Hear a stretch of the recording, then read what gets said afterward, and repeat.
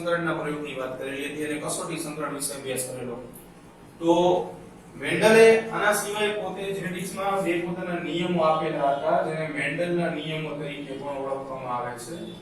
તો આ મેન્ડલના નિયમો જે છે એની અંદર આપણે બે નિયમોનો અભ્યાસ કરશું. એમાં એક છે પ્રભુતાનો નિયમ અને બીજો છે વિશ્લેષણનો નિયમ. તો પેલા પ્રભુતાનો નિયમ જે છે એ શું કહેવા માંગે છે એના વિશે વાત કરીએ. તો સૌથી પહેલો પોઈન્ટ એવો કીધેલો છે કે લક્ષણોનું નિર્ધારણ કારકો નામના સ્વતંત્ર એકમો દ્વારા થાય છે. તે કહેવા એવું માંગે છે કે કોઈ પણ લક્ષણ લઈ લઈએ આપણે, એ લક્ષણ માટે મેન્ડલના શબ્દોમાં કારકો જવાબદાર છે. મેન્ડલ જે છે એ કારકો શબ્દો આ વાપરેલું. આપણે પહેલા પણ વાત કરેલી હતી કે આને બદલીને જોહાનસન નામના વૈજ્ઞાનિકે જનીન શબ્દ આપેલો હતો, જીન. બરાબર છે. એટલે મેન્ડલ જે છે એ વધારે પડતી માહિતી નથી એટલા માટે એને શબ્દ કારકો જે છે એવો વાપરેલો હતો. એટલે લક્ષણોનો સંપૂર્ણ આધાર જે છે એ કારકો ઉપર છે. કારકો જે છે એ લક્ષણ જે છે એ વ્યક્ત કરે છે. ફોર એક્ઝામ્પલ આપણે એક સંકરણનો પ્રયોગ જોયેલો હતો. એમાં આપણે એ વાત કરી હતી કે કેપિટલ ટી બે ભેગા મળે ને તો એ ઊંચો છોડ બનાવે અને સ્મોલ ટી ભેગા મળે ને તો એ નીચો છોડ બનાવે. એટલે કેપિટલ ટી જે છે ઊંચા છોડ માટે અને સ્મોલ ટી જે છે એ નીચા છોડ માટે જવાબદાર છે. મેન્ડલના શબ્દોમાં આ બંનેને કારકો કીધેલા. બરાબર છે.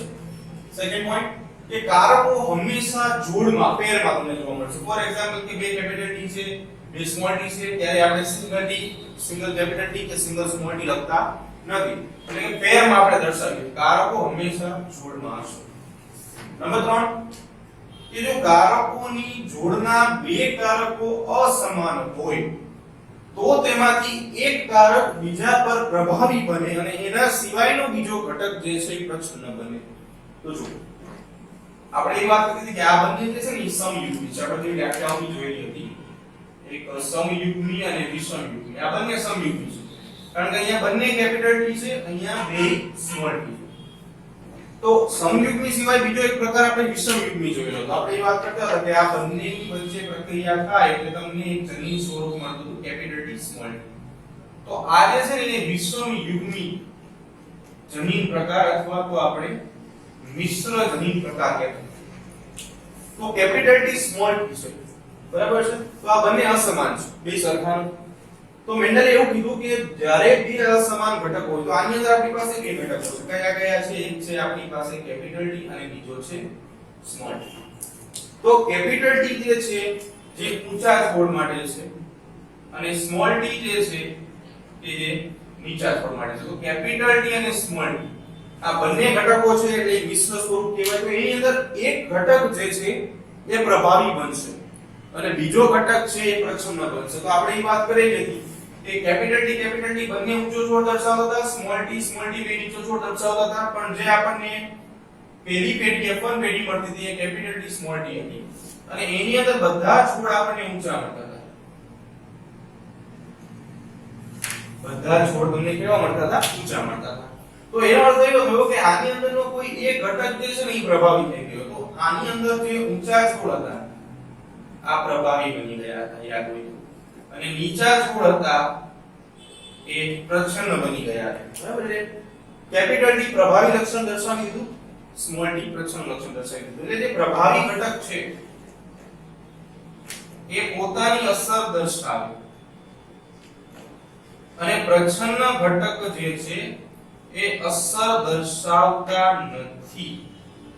એટલે આપણે બે બીજા શબ્દો પણ વાત કરેલી હતી કે અભિવ્યક્તિ સ્વરૂપે વાત કરી હતી કે જે અસર દર્શાવે એના માટે આપણે એવું કહેતા હતા કે અભિવ્યક્ત થાય છે અને આ જે છે અભિવ્યક્ત થતા નથી થતા. બરાબર છે. તો આ વાત હતી પ્રભુતાના નિયમની. 3 પોઈન્ટ્સ આપેલા હતા કે લક્ષણોનું નિર્ધારણ કરતા કારકો જે છે એ સ્વતંત્ર એકમો દ્વારા થાય છે, લક્ષણો કારકો દ્વારા વ્યક્ત થશે. બીજો એવું હતું કે કારકો જોડમાં હોય એ પણ આપણે વાત કરી. બે કેપિટલ ટી બે સ્મોલ ટી હંમેશા આપણે પેરમાં દર્શાવીએ છીએ. ત્રીજા નંબર ઉપર કે જો કારકો અસમાન હોય એટલે અસમાન માટે આપણે આ શબ્દ લખી દીધો વિષમયુગ્મી અથવા તો મિશ્ર. બરાબર છે.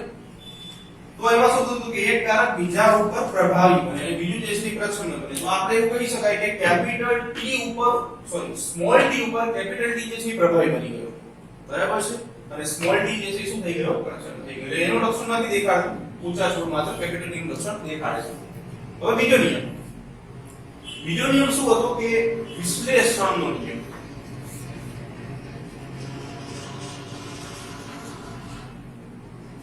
તો વિશ્લેષણનો નિયમ શું કહે છે તો જે આપણે વાત કરતા હતા કારકોની મેન્ડલે શબ્દ કારક આપેલો હતો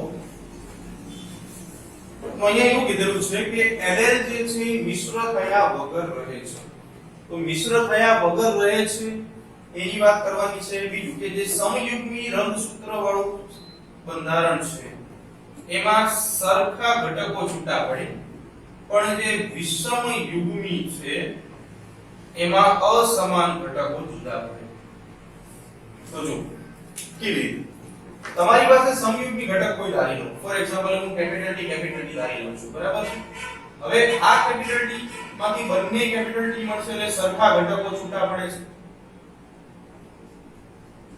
ફોર એક્ઝામ્પલ કે હું સ્મોલ ટી ધારી લઉં છું તો એની અંદરથી મને સ્મોલ ટી મળશે એટલે કે અહીંયા પણ મને સરખા ઘટકો પ્રાપ્ત થશે પણ વિષમ યુગ્મી છે તો વિષમ યુગ્મી માટે આપણે વાત કરીએ ફોર એક્ઝામ્પલ કે હું ધારી લઉં છું કેપિટલ ટી સ્મોલ તો મને અહીંયાથી બે ઘટક મળશે એક તો કેપિટલ ટી અને બીજું છે સ્મોલ તો એનો અર્થ એવો થયો કે અસમાન ઘટકો મળશે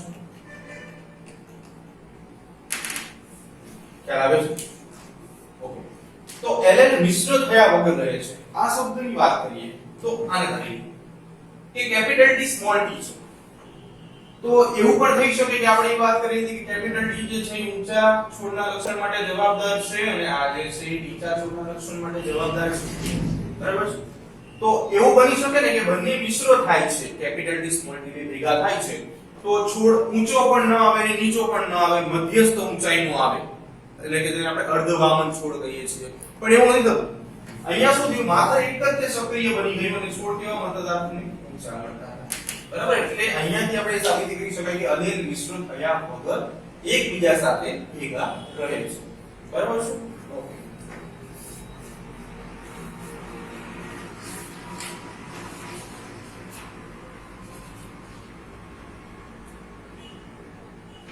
તો વાત કરીએ આપણે નેક્સ્ટ ટોપિક ની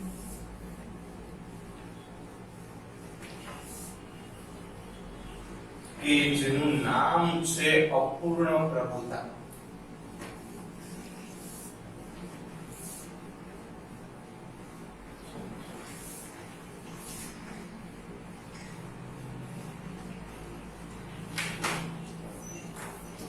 ઓકે તો નેક્સ્ટ ટોપિક અપૂર્ણ પ્રભુતા એના વિશે આપણે વાત કરીશું તો અપૂર્ણ પ્રભુતા જે છે તો થોડું આપણે જૂના જે ટોપિક જે છે એને યાદ કરીએ એક સંકરણનો પ્રયોગ આપણે જોયો હતો એની અંદર આપણે એ વાત કરેલી હતી અપૂર્ણ પ્રભુતા દ્વારા આપણે સમજાવીશું કે કેવી રીતે મિશ્ર લક્ષણ મળી શકે બે જનીનો જે છે અલગ અલગ લક્ષણ આપતા હોય જો બંને સંયોજાય તો કેવી રીતે નવું લક્ષણ જે છે એ આપણને પ્રાપ્ત થાય એ આપણે આ ટોપિક ઉપરથી સમજીશું તો થોડું રિવાઇઝમાં લઈએ કે આપણે એક સંકરણમાં એ વાત કરેલી હતી કે ભાઈ ઊંચા છોડ છે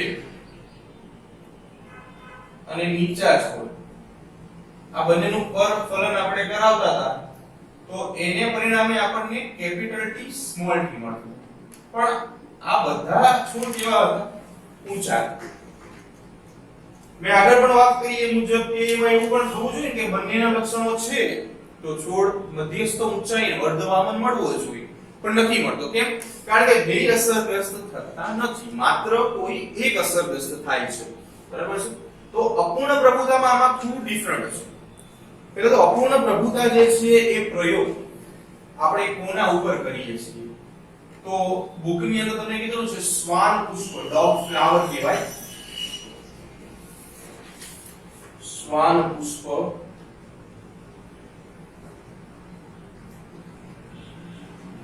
ડોગ ફ્લાવર ઉપર આપણે કરીશું બરાબર છે અને બીજું એક છે ગુલબાસ મિરાબિલિસ જલાપા આ બંને ઉપર આપણે અપૂર્ણ પ્રભુતા જે છે એનો પ્રયોગ જે છે આપણે કરીશું હવે પ્યુનેટ સ્ક્વેર થી દર્શાવવાનો છે એટલે આપણે એક કામ કરીશું, પહેલા હું સરળ ચાર્ટ સ્વરૂપે સમજાવીશ, પછી પ્યુનેટ સ્ક્વેર થી આપણે સમજશું. તો જો અપૂર્ણ પ્રભુતા જે છે એના માટે સૌથી પહેલા આપણે કયા કયા ચિહ્નો ઉપયોગમાં લેવાના છે આપણે લઈ લઈએ. તો અહીંયા આપણે બે પ્રકારના, બે અલગ અલગ રંગના પુષ્પો જે છે એને ધ્યાનમાં લઈશું. તો એક છે લાલ રંગના પુષ્પો.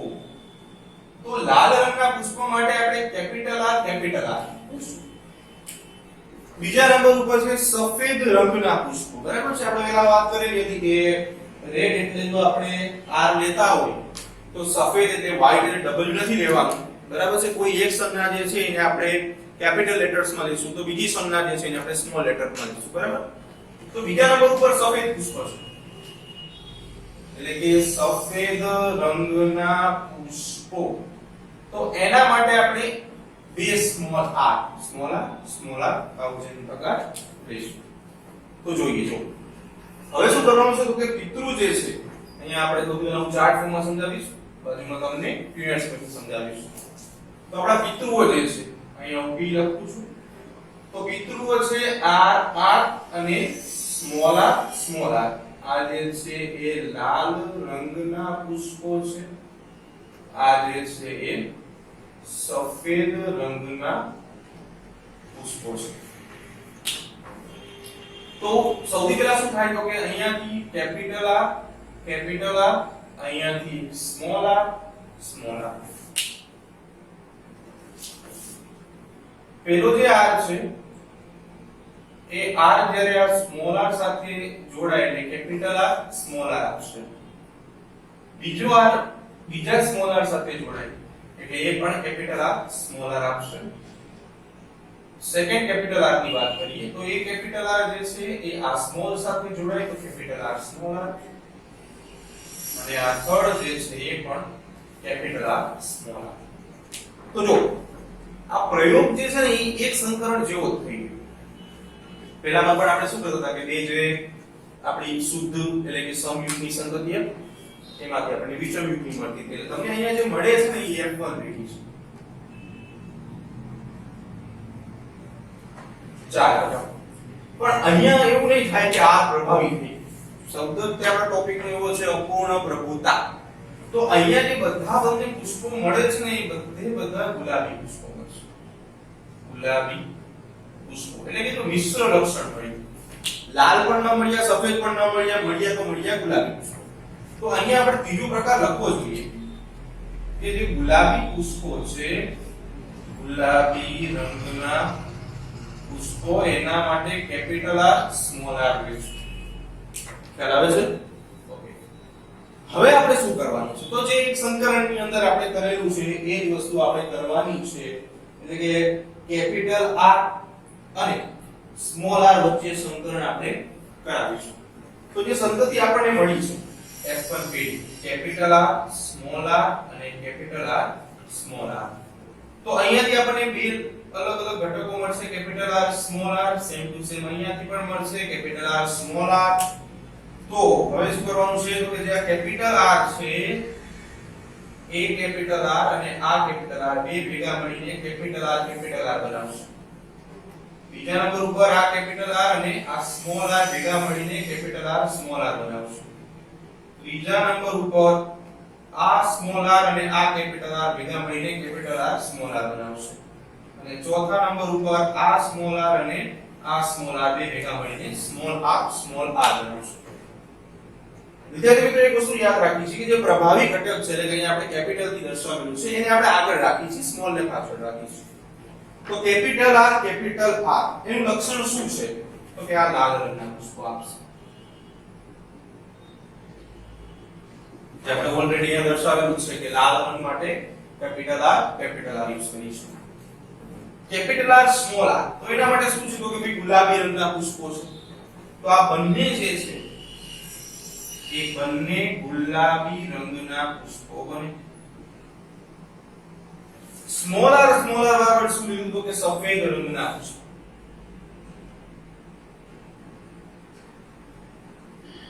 ઓકે, તો પ્રમાણ આપણને શું મળે છે તો પ્રમાણની જો વાત કરીએ ને તો લાલ રંગના એક પુષ્પો, ગુલાબી રંગના બે પુષ્પો અને લાલ સફેદ રંગના એક પુષ્પો. તો આ જે છે એ જનીન પ્રમાણ પણ બનશે અને આ જે છે એ સ્વરૂપ પ્રમાણ પણ બનશે.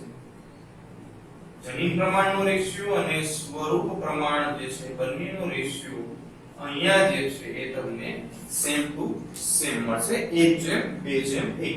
ટકાવારીના સ્વરૂપે જો આપણે દર્શાવવું હોય તો 25%, 50% અને 25%. એટલે કે 25% સફેદ લાલ છોડ, 50% ગુલાબી પુષ્પો, 25% સફેદ પુષ્પો. હવે આને તે આપણે પીનેટ સ્ક્વેરમાં દર્શાવીએ. ઓકે, તો પીનેટ સ્ક્વેરમાં દર્શાવીએ તો સૌથી પહેલા પેઢી શું છે? આપણે પિતૃ પેઢીની વાત કરીએ તો કેપિટલ R સ્મોલ r છે. એટલે હું પીનેટ સ્ક્વેર દોરીશ. અહીંયા આપણે સંકલન કરાવવાનું છે કેપિટલ R સ્મોલ r તો અહીંયા હું એક પીનેટ સ્ક્વેર દોરું છું. આ પીનેટ સ્ક્વેર દોર્યું. એક બાજુ આપણે નર ઘટકો મૂકશું, બીજી બાજુ આપણે માદા ઘટકો મૂકશું. તો આપણે દર્શાવેલું હતું કે શું કરતા હતા? આપણે જે કેપિટલ R છે ને એ સ્મોલ r સાથે પ્રક્રિયા કરાવતા હતા. એટલે કેપિટલ R સ્મોલ r, આ કેપિટલ R અને આ સ્મોલ r સાથે પ્રક્રિયા કરાવી એટલે પણ કેપિટલ R સ્મોલ r મળશે.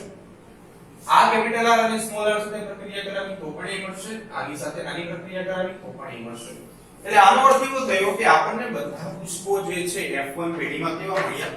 ગુલાબી મળ્યા. એટલે તમને ટકાવારી પ્રમાણ તો 100% ગુલાબી પુષ્પો, 100% ગુલાબી પુષ્પો, રાઈટ?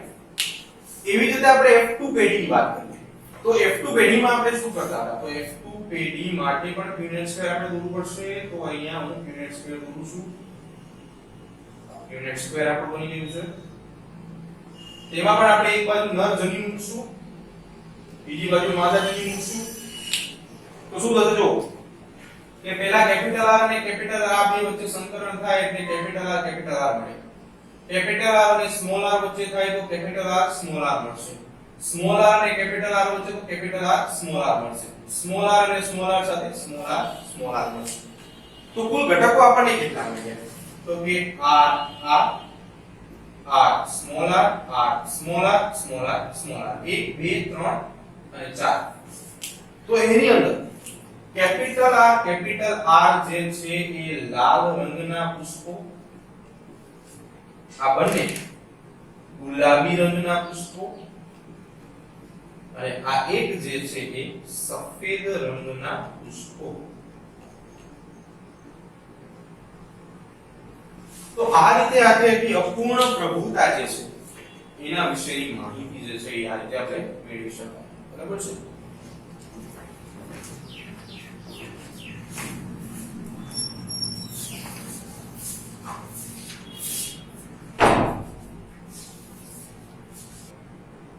તો હવે નેક્સ્ટ ટોપિક ની વાત કરીએ. જે ટોપિક નું નામ છે સહપ્રભાવિતા. તો જે આ સહપ્રભાવિતા છે, તો અત્યાર સુધી આપણે એવી વાત કરતા હતા કે લક્ષણ માટે કોઈ એક કારક જે છે મેન્ડલની ભાષામાં તો જવાબદાર છે, પણ સહપ્રભાવિતામાં શું થાય કે બે ઘટકો જે છે એ એક લક્ષણ માટે જવાબદાર બનશે. બરાબર છે? તો બે ઘટકો સંયુક્ત રીતે લક્ષણ માટે જવાબદાર બનશે. એને આપણે સહપ્રભાવિતા કહીશું. તો સહપ્રભાવિતામાં આપણે એક્ઝામ્પલ જે જોવાનું છે એ એક્ઝામ્પલ છે એબીઓ રુધિર જૂથ. એબીઓ બ્લડ ગ્રુપ, એબીઓ રુધિર જૂથ જે છે એનું એક્ઝામ્પલ છે સહપ્રભાવિતાનું. તો એબીઓ રુધિર જૂથ જે છે એ કાર્લ લેન્ડસ્ટીનર નામના વૈજ્ઞાનિક દ્વારા આપવામાં આવેલું. લેન્ડસ્ટીનર આના દ્વારા એબીઓ રુધિર જૂથ આપવામાં આવ્યું. એબીઓ રુધિર જૂથ જે છે એવું દર્શાવે છે કે જે રુધિર જૂથ છે, બ્લડ ગ્રુપ છે, એના પ્રકારો. તો કયા કયા પ્રકારો છે? તો કે એક છે A, બીજું છે B, ત્રીજું છે AB અને ચોથું છે O. તો આ મુખ્ય જે છે આ રુધિર જૂથના પ્રકારો ગણ્યા જે કાર્લ લેન્ડસ્ટીનરે પાડેલા હતા. હવે એબીઓ રુધિર જૂથ છે એમાં તમે એવું ભણી ગયા છો કે અમુક રુધિર જૂથ વાળા લોકો જે છે અમુક રુધિર જૂથ વાળા લોકોને બ્લડ જે છે એ ડોનેટ કરી શકે, આપી શકે. તો એની અંદર શું છે તો આપણે જોઈએ કે ફોર એક્ઝામ્પલ કે આ A બ્લડ ગ્રુપ છે, એવી રીતે અહીંયા કોઈ B બ્લડ ગ્રુપ વાળો, બરાબર છે, AB બ્લડ ગ્રુપ વાળો અને O બ્લડ ગ્રુપ વાળો. દરેક વ્યક્તિ જે છે ને પોતાના રુધિર જૂથ વાળા વ્યક્તિને તો પોતાનું રુધિર આપી શકશે, એટલે કે A રુધિર જૂથ વાળો વ્યક્તિ A રુધિર જૂથ વાળા વ્યક્તિને રુધિર આપશે, એવી જ રીતે AB રુધિર જૂથ વાળો વ્યક્તિ AB રુધિર જૂથ વાળા વ્યક્તિને પોતાનું રુધિર આપશે. સેમ ટુ સેમ B રુધિર જૂથ વાળો વ્યક્તિ પણ B રુધિર જૂથ વાળા વ્યક્તિને પોતાનું રુધિર આપશે. O રુધિર જૂથ વાળો વ્યક્તિ પણ O રુધિર જૂથ વાળા વ્યક્તિને પોતાનું રુધિર જે છે આપી શકે. પછી આપણે બે એવા શબ્દો ભણતા હતા કે એક એવું રુધિર જૂથ છે કે જે સર્વદાતા છે, જે બધાને રુધિર આપી શકે છે, અને એક એવું રુધિર જૂથ હતું કે જે સર્વગ્રાહી હતું, જે બધાનું રુધિર લઈ શકે. તો એની અંદર O રુધિર જૂથ જે છે એ સર્વદાતા રુધિર જૂથ છે, એટલે બધાને રુધિર જે છે એ આપી શકે. એટલે આપણે શબ્દ સર્વદાતા રુધિર જૂથની જો વાત કરીએ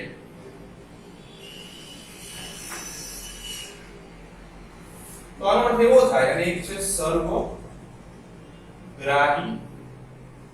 રુધિર જૂથ.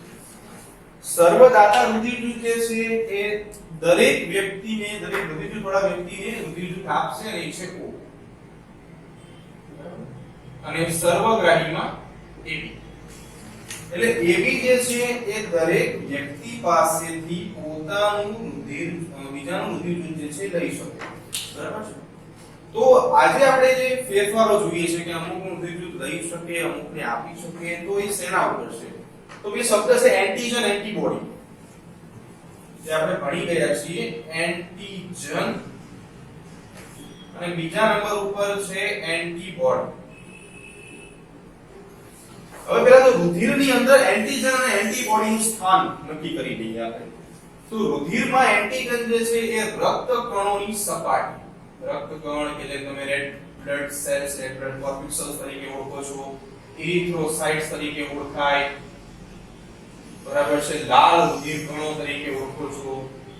તો આ બધું એક જ છે, એની સપાટી પર આવેલા, એની સપાટી પર આવેલ શર્કરાનો પોલિમર છે.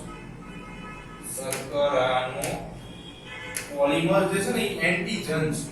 અહીંયા એન્ટીબોડી, તો એન્ટીબોડી જે છે ને એ રુધિર રસમાં આવેલા હોય, બરાબર. તો એન્ટીજન અને એન્ટીબોડીની વાત એ પૂર્ણ થઈ ગઈ. તો દરેક બ્લડ ગ્રુપ છે એ ચોક્કસ માત્રામાં એન્ટીજન ધરાવે છે અને ચોક્કસ માત્રામાં એન્ટીબોડી ધરાવે છે, બરાબર. તો વાત કરીએ અહીંયા બ્લડ ગ્રુપ, તો A છે, B છે, AB છે અને O છે. તો એન્ટીજન કયા કયા ધરાવે અને એન્ટીબોડી કઈ કઈ ધરાવે, બરાબર. 11મા ધોરણમાં આપણે આ ખાસ અભ્યાસ કરેલો જ છે, પરંતુ સામાન્ય માહિતી માટે જે આપણે વાત કરીએ છીએ કે કયા કયા એન્ટીજન અને એન્ટીબોડી ધરાવે, તો અહીં આપણે વાત કરીએ. તો જે A રુધિર જૂથ છે એ A એન્ટીજન ધરાવશે, B જે છે એ B ધરાવશે, AB પાસે A અને B બંને છે, બંને ધરાવશે. O જે છે એ કોઈ એન્ટીજન ધરાવતું નથી. હવે એન્ટીજન જે ધરાવે ને એની સામે એન્ટીબોડી હોય, એટલે કે A રુધિર જૂથ છે એ એન્ટીજન ધરાવે છે તો એની પાસે એન્ટીબોડી B હશે, B એન્ટીજન ધરાવે છે તો એન્ટીબોડી A હશે. આ બંને ધરાવે છે એક પણ એન્ટીબોડી હશે નહીં, અને O એક પણ એન્ટીજન નથી ધરાવતો એટલે એની પાસે બે સંભાવના, બે એન્ટીબોડી. ઘણા સાહિત્યની અંદર એન્ટીબોડી સ્મોલ લેટર્સમાં લખેલું છે, એ પણ સાચું છે, બરાબર છે, કંઈ ખોટું નથી. એટલે આવી રીતે એન્ટીજન અને એન્ટીબોડી વિશે આપણે વાત કરી, બરાબર છે.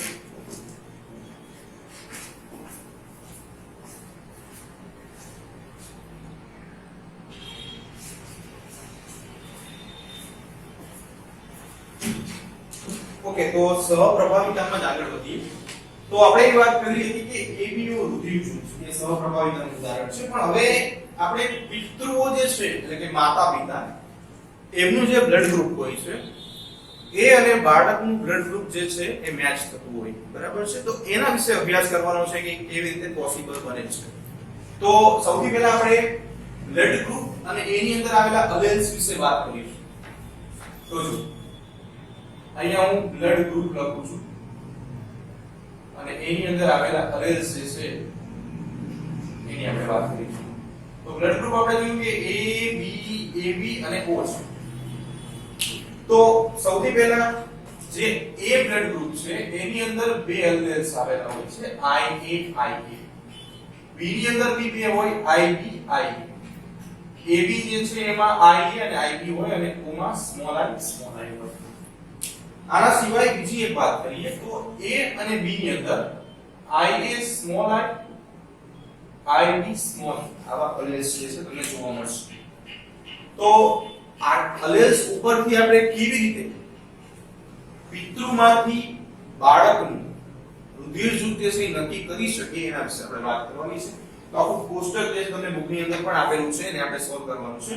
તો અહીંયા એક કોલમ જે છે એની અંદર પિતૃ A માં અલેલ્સ જે છે આવેલા છે એના વિશેની વાત છે. પિતૃ B ની અંદર જે અલેલ્સ આવેલા છે એ બીજી કોલમમાં આપેલા છે. આ બંનેની મદદથી જે સંતતિમાં અલેલ્સ ઉતરી શકે એની માહિતી અહીંયા છે અને એના આધારે સંતતિનું બ્લડ ગ્રુપ શું બનશે એની માહિતી લાસ્ટ કોલમમાં છે. ઓકે, તો હવે આપણે એના વિશે વાત કરીએ. પીરિયડ સ્ક્વેર થી આપણે સોલ્વ કરશું. તો પહેલા તો આપણે વાત કરીએ જો અહીંયા લખેલું છે થોડી વધારે પણ તમને સમજણ પડશે. પહેલો કિસ્સો લઈએ. તો એમાં એવું છે કે પિતૃ A જે છે ને એટલે ગમે તમે માતા પિતા આપી શકો છો એની પાસે IA છે એટલે પીરિયડ સ્ક્વેર દોરીએ આપણે એ આવી રીતે પીરિયડ સ્ક્વેર હું દોરું છું સમજણ ખાતર. તો A જે છે એનો અર્થ એવો થયો કે એની પાસે આ સંભાવના છે. આખે આખું કોષ્ટક જે છે ને તમને આ પહેલી સંભાવના લઈને જ દેખાડેલું છે. આ ધ્યાન દેજો. આ બીજી સંભાવના વાળું કોષ્ટક જે છે એમાં મૂકશો તો તમને ઘણી બધી સંભાવના મળશે પણ એની માહિતી જે છે એ આ કોષ્ટકમાં વધારે પડતી આપેલી નથી. એટલે આપણે આ બંને સંભાવના લઈને જ વિચારીશું. બાકીનું જે છે એ નીટ બેઝ હશે. બરાબર. તો A બ્લડ ગ્રુપ છે એટલે બની શકે કે IA હશે. આની પાસે પણ IA હશે. તો હવે બંને વચ્ચે સંકરણ થાય તો તમને સંતતિ બધી કેવી મળે તો કે IA આની સાથે કરાય અહીંયા IA સેમ ટુ સેમ બીજામાં IA તો તમને શું મળશે સંતતિનો પ્રકાર IA અને રુધિર જૂથ શું બનશે તો કે IA હોય એટલે A બ્લડ ગ્રુપ બને. બીજા નંબરની સંતતિ વિશે વાત કરીએ તો સેકન્ડ ઉપર એવું છે કે એક પિતૃ જે છે એનું બ્લડ ગ્રુપ A છે ત્યારે બીજાનું બ્લડ ગ્રુપ જે છે એ B છે. ઓકે, તો અહીંયા આપણે પીરિયડ સ્ક્વેર દોરી નાખીએ બીજી સંતતિ માટે. આ જે છે એ મૂકી નાખીએ જગ્યા મળે.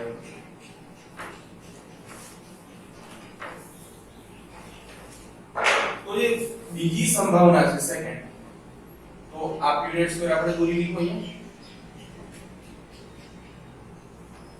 એક જે છે એનું બ્લડ ગ્રુપ A છે બીજાનું B છે એટલે A માટે IA B માટે IB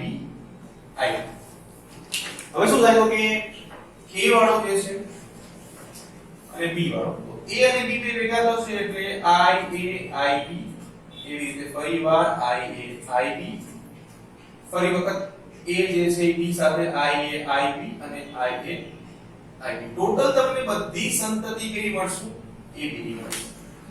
IA IB અને રુધિર જૂથ શું મળે છે AB મળશે. બરાબર. એવી રીતે વાત કરીએ ત્રીજા નંબરની તો એમાં એવું છે કે એક પિતૃ જે છે એની પાસે IA છે અને બીજા પાસે સ્મોલ I છે. તો અહીંયા આપણે જોઈ લઈએ પીરિયડ સ્ક્વેર દોરશું. એક સાઈડ આપણે IA મૂકશું બીજી બાજુ સ્મોલ I મૂકશું. તો શું થાય તો કે અહીંયા IA small I same to same IA small I આની સાથે પ્રક્રિયા કરશું. ફરી વખત IA લઈને આ બંને સાથે પ્રક્રિયા કરીએ એટલે IA સ્મોલ I એટલે તમારી જે સંતતિ મળશે એનું પ્રકાર મળશે IA સ્મોલ I પડી ગયું છે અહીંયા અને બ્લડ ગ્રુપ શું થશે A. ઓકે, ચોથા નંબરમાં જોઈએ નંબર 4.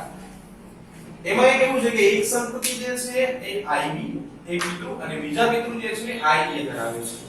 તો નંબર 4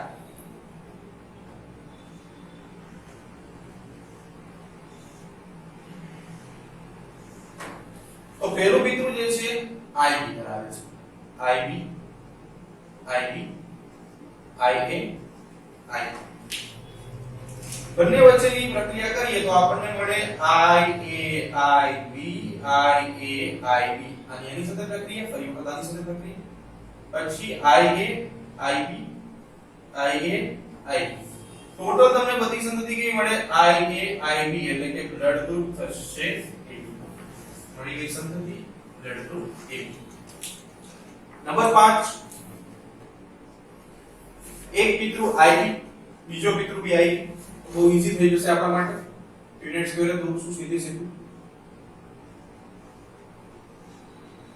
બરાબર છે. તો IB ટોટલ બધી સંતતિ જે છે સમાન જ ઘટકો છે એટલે તમને બધી IB ની મળવાની છે. સિમ્પલ જ છે. બધી સંતતિનો પ્રકાર IB છે એટલે બ્લડ ગ્રુપ શું મળશે B મળશે. તો અહીંયા સંતતિનું જનીન પ્રકાર મળી ગયું અહીંયા એનું હૃદય જૂથ મળી ગયું. છઠ્ઠા નંબરની સંભાવના તો એક પિતૃ IB અને બીજું પિતૃ જે છે I એલેલ ધરાવે છે. તો નંબર 6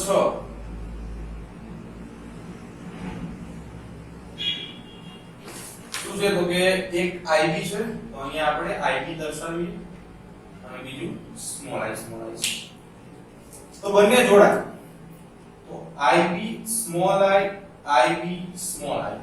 એવી રીતે IB સ્મોલ I